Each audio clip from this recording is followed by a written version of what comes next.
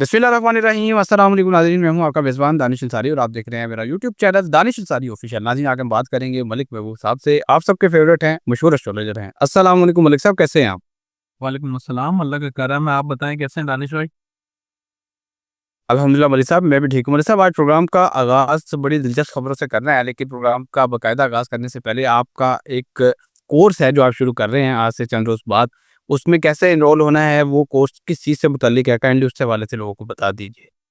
देखिए, ये advance astrology का कोर्स है। ये तकरीबन 6 मंथ ड्यूरेशन का है और वीकली बेसिस पे ज़ूम बेस की 1 घंटे की क्लास होगी।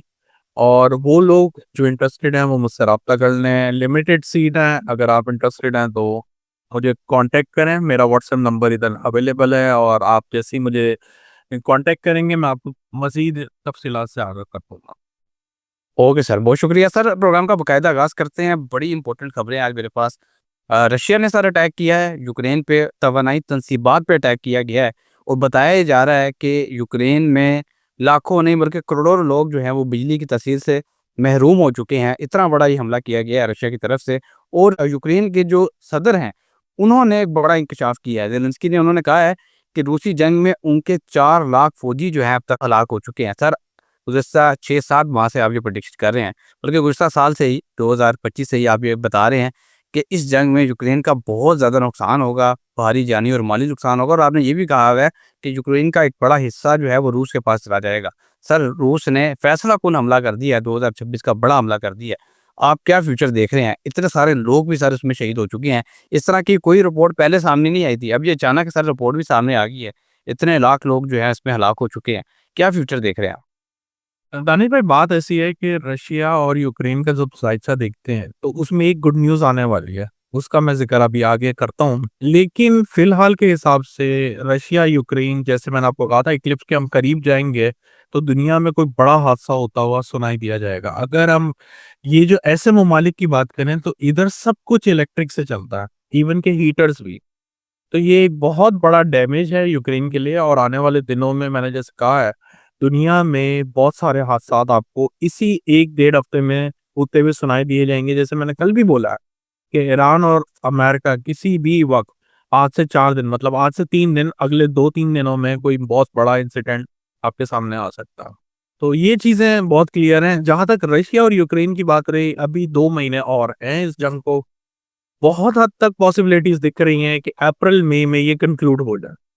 ये बहुत बड़ी न्यूज़ है और ये इनके ज़ायचों में ऐसी तब्दीली आ रही है जिसकी वजह से ये कंक्लूजन की तरफ जाएँगे। बट इसका मतलब ये नहीं है दुनिया जंगों से आज़ाद हो गई है। ये एक जंग अगर कंक्लूड होती है तो दुनिया में और बहुत सारे इलाके हैं जो जंगों की तरफ जाते हुए दिखाई दिए जाएँगे। Okay sir. सर, आपने बड़ी खुशखबरी सुनाई है क्योंकि एक तवील अरसे से इन दोनों ममालिक के दरमियान जंग चल रही है और अभी जो डाटा सामने आया है उसके मुताबिक 4 लाख लोग उसमें जो हैं वो जाँ बाग हो चुके हैं। सिर्फ़ अभी यूक्रेन के लोग बता रहे हैं, यूक्रेन के फ़ौजी। अभी इसमें रशिया के कितने फ़ौजी हलाक हुए हैं, इस हवाले से डिटेल सामने नहीं आई। सर, एक और बड़ी खबर है, अभी आपने मेरे गुज़श्ता प्रोग्राम में ये प्रेडिक्शन की थी, अगले 4 दिन बहुत डिसाइसिव हैं, फैसला-कुन है। ईरान और अमेरिका के दरमियान कोई फैसला-कुन मामला तय पा सकते हैं। और सर, अब ये हुआ है कि ईरान ने अमेरिका का यूरेनियम अफ़रोज़गी रोकने का मुतालबा मुस्तरद कर दिया है और डोनाल्ड ट्रंप ने पहले मुज़ाकरात जो हो रहे थे ईरान के, उनको कहा था कि वेरी गुड, बड़े अच्छे मुज़ाकरात हो रहे हैं। लेकिन ईरान के फ़ैसले के बाद उन्होंने इस बात को मुस्तरद कर दिया है, अपनी ही बात को मुस्तरद कर दिया है और यू टर्न लेते हुए ईरानी पेट्रोल पर नई पाबंदियाँ आयद कर दी हैं। ईरान की इकोनॉमी को कोलैप्स करने की पूरी कोशिश की जा रही है अमेरिका की तरफ से और वहाँ पे डॉलर का बहरान पैदा हो चुका है। सर, आपने भी बताया था कि ये मामला जो है बड़े फैसलाकुन मोड़ पर जा रहे हैं, तख्ता भी पलट सकता है। सर, वहाँ पे महंगाई अपने अरूज पे पहुँच चुकी है। लेकिन एहतजाज सर अब कोई नहीं हो रहा है, एहतजाज जो है वो अपने जिस लेवल पे था वहाँ बैठ चुका है। अब आप क्या फ्यूचर देख रहे हैं? क्या अब भी आप देखते हैं कि ईरान में महंगाई की वजह से दोबारा कोई प्रोटेस्ट हो सकता है या फिर ईरान कोई ऐसी एक्टिविटी कर सकता है जिससे दुनिया का जो अमन है वो दोबारा से मुतासिर हो जाए? जी, मैं आपके दूसरे वाले ऑप्शन पे जाऊँगा कि मुझे ऐसा लग रहा है ईरान तो नहीं लेकिन अमेरिका कुछ करने वाला है। आज कल भी मैंने आपको बताया था और जब ये मुज़ाकरात की बात यूँ समझें कि पिछले 1 हफ्ते से शायद चली आ रही है। तो मैं आपको एक ही बात कर रहा था कि मुझे नहीं लग रहा है कि मुज़ाकरात तय पाएँगे क्योंकि हालात जो हैं प्लैनेटरी वो डिस्टर्ब हैं। تو ایسا ہو نہیں سکتا کہ حالات صحیح ہوں اور مذاکرات نہ ہوں، اور ایسا بھی نہیں ہوتا کہ حالات خراب ہوں اور مذاکرات ہو جائیں. تو پاسبلٹیز ابھی نہیں دکھ رہی. جنگ کی طرف معاملات جا رہے ہیں، اور آپ کے سامنے ہی ہے 2-3 دن، جیسے میں نے پہلے بھی بولا ہے کہ بڑے کرٹیکل ہیں اور سینسیٹیو ہے، جس میں کوئی بہت بڑا میجر انسیڈنٹ ہوتا ہوا آپ کو دکھائی دیے جا سکتا. Okay sir. اچھا سر، اگلا کوشچن بھی بہت امپورٹنٹ ہے. ہم دیکھ رہے ہیں کہ دنیا میں جو پولیٹیکل سینیریو ہے وہ بڑا چینج ہو رہا ہے، اور نیا نیو ورلڈ آرڈر ایسا لگتا ہے کہ سامنے آنے والا ہے. جس طرح امریکہ اور روس کے درمیان آخری جو اٹامک معاہدہ تھا وہ بھی ختم ہو چکا ہے، آج کے دن وہ ختم ہوا ہے. تو سر، جو دفاعی تجزیہ کار ہیں وہ یہ دعویٰ کر رہے ہیں کہ اس ٹریٹی کے ختم ہونے کے بعد دنیا کا امن جو ہے وہ اب بد امنی کی طرف جا رہا ہے، تیسری جنگ عظیم کی طرف معاملات جا رہے ہیں. اوپر سے چین نے بھی آج وارننگ جاری کی ہے امریکہ کو کہ وہ اپنا اسلحہ تائیوان کو نہ فروخت کریں. اگر وہ ایسا کریں گے تو ہم ان کے خلاف کوئی کارروائی کر سکتے ہیں. سر، یہ 2026 سے ہی کیا معاملہ شروع ہونے والے ہیں تیسری جنگ عظیم کے؟ جی، 2026 کے بالکل لاسٹ ہاف میں، مطلب لاسٹ کوارٹر میں آپ سمجھیں کہ یہ گرین لینڈ کا معاملہ. دیکھیں ابھی گرین لینڈ سائلنٹ ہو گیا. میں نے آپ کو کہا تھا یہ جیسے جیسے ہم وقت بڑھے گا یہ سائلنٹ ہو جائے گا، یہ پھر اکتوبر نومبر میں ایک دم سے بڑھ جائیں گی گرین لینڈ کے معاملات. اب یہ ایران اور امریکہ کا معاملہ بڑھے گا، خدا نہ خاصا پاکستان کا بھی معاملات بڑھ سکتے ہیں، جو کہ میں بار بار آپ کو کہہ رہا ہوں اللہ کرے نہ ہو. بار بار یہی دعا ہے. کافی لوگ مجھے میسج کرتے ہیں ہوا تو نہیں، میں تو بہت شکر کرتا ہوں نہیں ہوا. جس میں فائدہ کسی کا نہیں ہونا جو میں یہ بولوں کہ ہوا تو نہیں، جس میں صرف نقصان ہو. تو اللہ کرے نہ ہو، لیکن دنیا کے ورلڈ آرڈر جو ایک آ رہا ہے کنجنکشن، جو میں نے آپ کو پہلے بھی بتایا ہے، نیپٹیون اور سیٹن کا، اس کی وجہ سے بدلیں گے اور بھرپور بدلیں گے. یہ بھی آپ okay sir. Okay sir. Sir, last year آپ نے یہ پریڈکشن کی تھی کہ قدرتی آفات دنیا میں بہت زیادہ دکھائی دیں گی. آگ لگنے کے واقعات بھی ہمیں نظر آئے، اور سر قدرتی آفات کا سلسلہ بھی جاری ہے. اور سر اب ایک نیا واقعہ پیش آیا ہے یونان میں بھی اور اٹلی کے قریب بھی. 2 کشتیاں سر ڈوب گئی ہیں، جس میں بتایا جا رہا ہے کہ 120 سے زائد لوگ جو ہے وہ ہلاک ہو چکے ہیں. بتایا جا رہا ہے کہ ابھی جو مسنگ پرسن ہیں ان کی تلاش جاری ہے، اور یہ تعداد زیادہ بھی ہو سکتی ہے. سر، آج ہی کے روز یہ 2 واقعات میجر واقعات پیش آئے ہیں. یہ ایسی کیا پلانٹری پوزیشن بنی ہے کہ پانی میں بھی واقعات شروع ہو چکے ہیں؟ کیا بتائیں گے اس حوالے سے؟ پانی کا واقعات تو سر ابھی بڑھیں گے، ابھی کم نہیں ہونے والا ہے. پانی کے واقعات، آگ لگنے کے واقعات تو چلیں فیبرری کے آخر تک ہے، لیکن پانی کے اندر حادثات بڑھتے ہوئے دکھیں گے. چاہے وہ آگ لگنے سے ہو جائے، پانی کے اندر آگ لگ جائے، پیٹرول میں آگ لگ جائے، کوئی اب جیسے یہ اٹامک پلانٹس ہوتے ہیں اس میں آگ لگ جائے، اس طرح کے واقعات، سونامی کا آ جانا، یہ سب چیزیں بہت کلیئر نظر آتی ہیں. Okay sir. اچھا سر، نیکسٹ کوشچن بڑا امپورٹنٹ ہے. دنیا میں تیل کا بحران یوں محسوس ہوتا ہے کہ جنم لینے والا ہے. انڈیا نے ایران کا ایک آئل ٹینکر جو ہے وہ قبضے میں لے لیا ہے، جبکہ آج سے تقریباً 2 ہفتے پہلے ایران نے بھی 2 آئل ٹینکرز قبضے میں لیے تھے جو کہ یورپ کی طرف جا رہے تھے. سر، کیا آپ کو واقعی ایسی کوئی چیز دکھائی دیتی ہے کہ آئندہ دنوں میں کوئی تیل کا بحران دنیا میں جنم لے لے، کیونکہ مختلف ممالک ایک دوسرے کے جو آئل ٹینکرز ہیں ان کو قبضے میں لے رہے ہیں؟ یہ انفارچونیٹلی ایسے ہی ہے، اور میں آپ کو بہت سے پروگرام میں بولتا آ رہا ہوں کہ آئل کے پرائسز بڑھنے والے ہیں، اور یہ بحران بہت زیادہ بڑھ جائے گا. اللہ کرے ایسا نہ ہو، لیکن معاملات اسی طرح جا رہے ہیں، اور اس کی وجہ سے مہنگائی کا طوفان اور بھی بڑا آنے والا. اللہ رحم کرے، لیکن معاملات بہت زیادہ ڈسٹرب دکھ رہے ہیں. کافی لوگ یہ بولتے کچھ نہیں ہوتا، کچھ نہیں ہوتا، تنقید آپ کریں، لیکن اللہ کرے نہ ہی ہو، کیونکہ میرے پاس کوئی اچھی خبریں نہیں ہیں.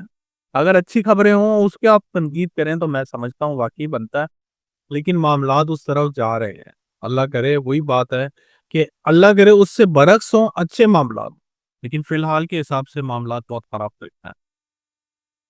Okay sir. اچھا سر، نیشنل پولیٹکس کے حوالے سے کچھ سوالات کر لیتے ہیں. عمران خان صاحب کی تنہائی کی قید کو تقریباً 3.5 ماہ ہو چکے ہیں.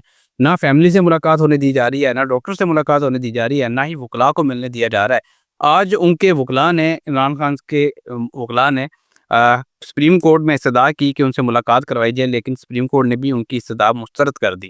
سر، خان صاحب کو قید تنہائی میں رکھا گیا ہے، اور خان صاحب کی ڈائریکشن کے بغیر پی ٹی آئی کا صحیح راستے پہ چلنا بہت مشکل ہے، کیونکہ خان صاحب جس طرح پولیٹیکل ڈائنامکس کو جانتے ہیں اس طرح اتنی میچور پارٹی نہیں ہے جس طرح خان صاحب کی خود سمجھ بوجھ ہے.